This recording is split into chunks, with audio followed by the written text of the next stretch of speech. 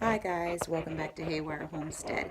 Today's video that I'm posting is about processing chickens as well as us learning about processing ducks. So if any of that bothers you, I want to give a heads up right off the bat.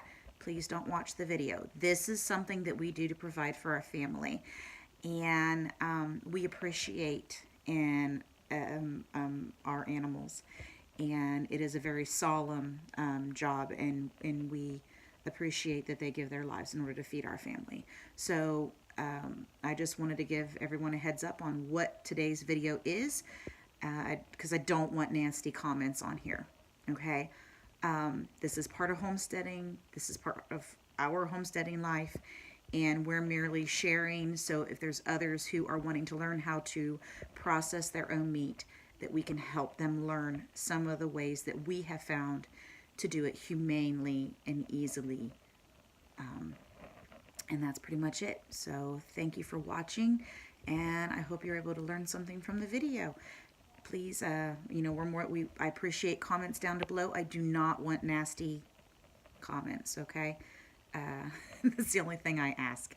If you have questions, wonderful, but no nasty comments. So thanks.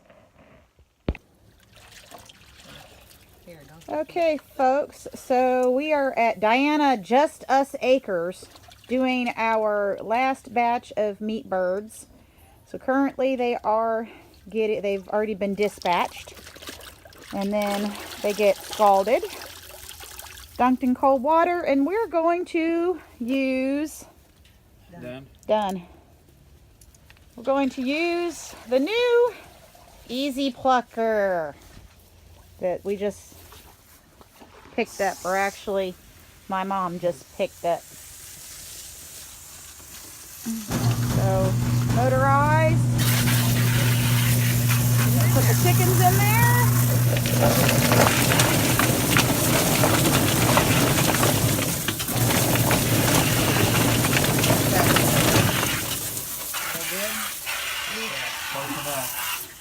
All right, so let's see, how did it do? Wow. We normally hand pluck. This thing is awesome. That just cleaned them off really, really well. Like a few tail and wings. Now we can finish processing them and put them in the coolers. Okay, so after it comes out of the plucker, I'm going to go ahead and finish processing it. I've got a video where I did most of this before, but we'll go ahead and do it again. So first thing I do is I remove the feet. And those can be used for stock. Next, up here, I'm going to make a small slit, and be careful, the crop is right up in there. You don't want to nick it. So I'm going to take that, peel the skin back, and separate the esophagus from the actual neck bone. So I'm just sticking my finger behind it, pulling that skin and everything off. And then you can see here's the esophagus. And then the skin here, I just remove it, because we don't need that. Take my pruners, and I'm going to cut at an angle. This is so if I want to package this whole, it's not going to cut my bag, my food saver bag that I'm going to put it in. And then this will actually put it in a bowl over here of cold water, because we save that for stock as well.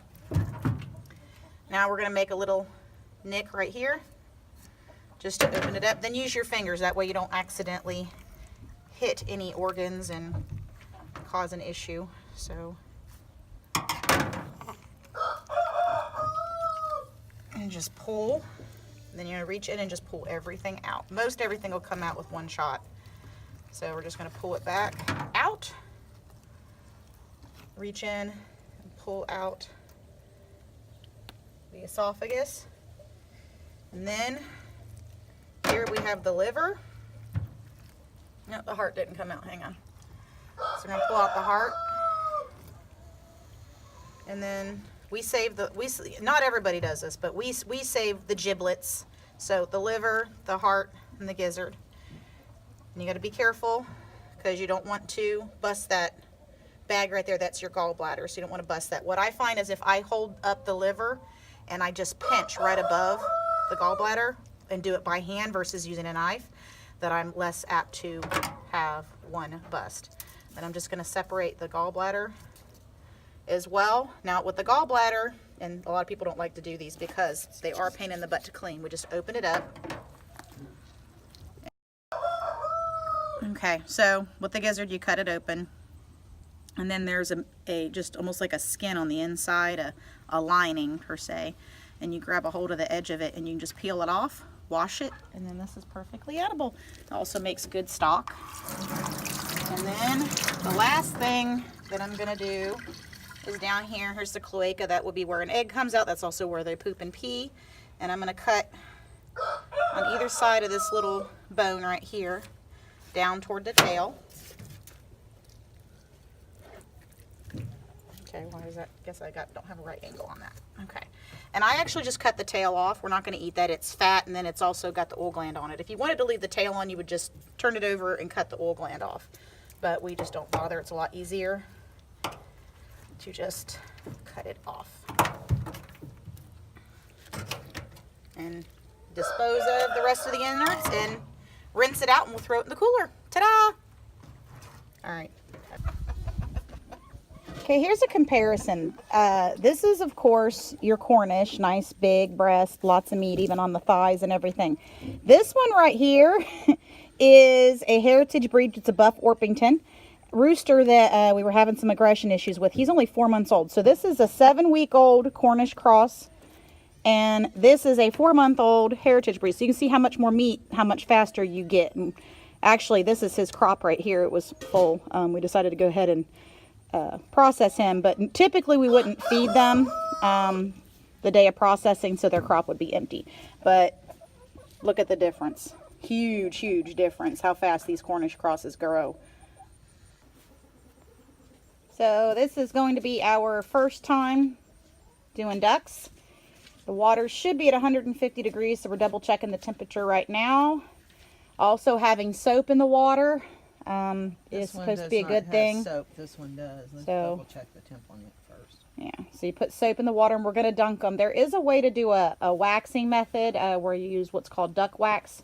We don't have that, so we're going to just try scalding them and using the EZ Plucker, and hopefully we get most of the feathers off and it's not too difficult.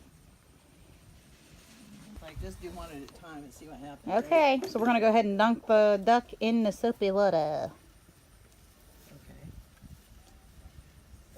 And this one's really big. He probably won't fit. I don't know. We'll see how far he fits. A bigger kettle is on our list. We actually did a turkey, and the turkey unfortunately didn't fit, so we had to skin it. So we're hoping to get I think we're going to get a turkey frying kettle. This was the bigger of the two. No, it ain't. Yes, it is. Is it? Yes, this was the bigger of the two, Dad. So we're just dunking back and forth as much as possible for a couple of minutes. Same thing, you do the wing pull test Try to get his back to in see better. if they're ready to pluck. Okay. We're dunking back in, and let's see if it helps any. Not enough yet.